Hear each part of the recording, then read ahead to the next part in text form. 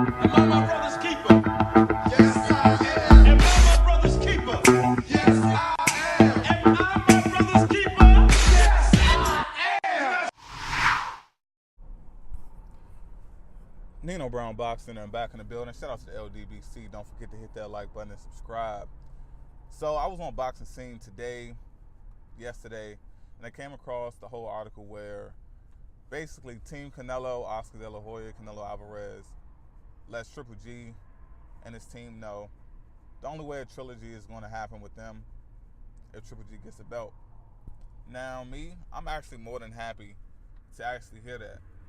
You know, Triple G likes to maneuver his way around the division, and me personally, I'm sick of it. You know, it's just one of those things where Triple G is at the point of his career. It's been said plenty of times before. He's only looking for a payday. Like, he's even come out and said, even if Jacobs beats Canelo, he doesn't want to fight Jacob. He still wants the Canelo fight. Now, it seemed like Canelo was on a mission to chase the belts. That's what it seems like to me. I mean, at this point, Canelo has WBC, WBA. Danny Jacob has the IBF. So the winner of that fight, if it's not a draw, will have all three of those belts. And then you have Demetrius Andrade with the WBO.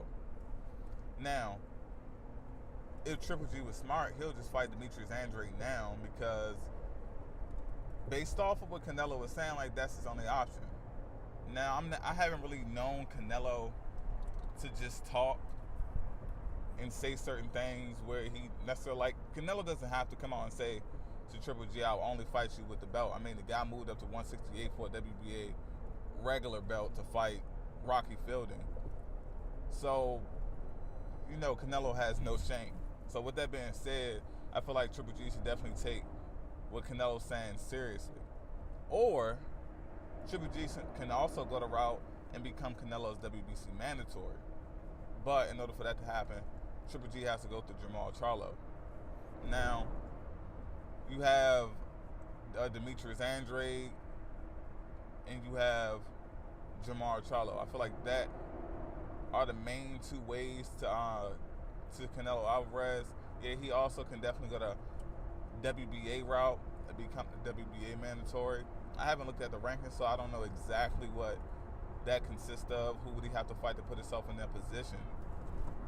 And I feel like the whole IBF situation, since he dropped that belt, I know he fell in the rankings. So, man, honestly, I don't know what Triple G plans to do. It's not like he's some young guy. It's not like he's in his early 30s where he can wait around for a couple of years or even a few years for an opportunity to present himself. But I feel like Triple G is going to do some bullshit. I feel like Canelo is going to go up and wait again, fight someone else, maybe someone at 168, maybe someone at 175, whatever the case is. He's going to try to follow Canelo up to that weight. And to me, that's going to completely, you know, it's going to bring up past situations like the Andre Ward. You know, Triple G hasn't fought at any other weight than middleweight. So if he goes to 168 chasing Canelo, to me that opens the door of opportunity for him to fight some of the other guys at 168. But damn, phone fell. But if Triple G goes up to 168, it's not going to happen. Because if that's the case, he would have fought the guys down there at 160. So at this point, it seems like Triple G's only goal is to cash out. And we might as well write Triple G off. It's just a waste of time even talking about him. I rarely make videos about Triple G. I rarely even make videos about the middleweight division. I feel like it's just surrounded with politics and a lot of bullshit. You know, too much bullshit with the sanctioning bodies, too much bullshit with the promotional companies. It's too much separation. Like, shit, you have, I mean, I definitely give credit for that for the Canelo Jacobs fight being made. It's a unification fight for 3 titles, and the last belt remaining over, the last middleweight title is over on the Zone. Speaking of middleweight, all the middleweight titles basically being at the Zone, at this point, man, it's like, I'm gonna be honest. If it was me, if I was Jamal Charlo, if I planned on staying at middleweight, I might as well sign with the Zone. I might as well do something. I might as well do something in a similar capacity that Danny Jacobs did.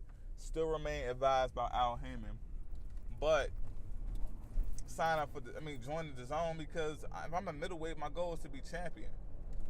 Why stall my career out? Why waste my prime years waiting for some cross promotion to take place?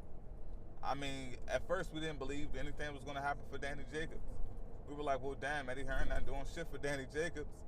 And Danny Jacobs, to me, in my opinion, he was fighting subpar fights, not including the Triple G fight. He might as well go for it. Now Danny Jacobs is in a unification with the WBC, WBA, and his IBF belt on the line against Canelo Alvarez on pay-per-view. If I'm Jamal Charlo, you might as well go over there, man. I feel like he's just stalling himself out. Like, I understand, his perspective on it all. I understand, like, him not wanting to go over there. I definitely understand it, but if your goal is to stay at middleweight, if you want to be a champion at middleweight, sometimes, man, you got to do what you got to do. And that's just my take on it all. I can't wait for this Danny Jacobs fight to happen. I'm really excited for it. I feel like it's going to be a great fight. I feel like it's going to be one of the top fights in the year. I still do not put Canelo Alvarez on my top pound-for-pound list. I said it in my previous pound-for-pound video. Why don't I have him up there? But if he gets this belt, I feel like he'll get closer, in my opinion. But Canelo does too much maneuvering to me.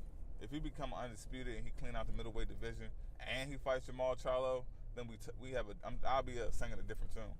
Until then, it's Zeno Brown Boxing. Shout out to the LDBC, and I'm out.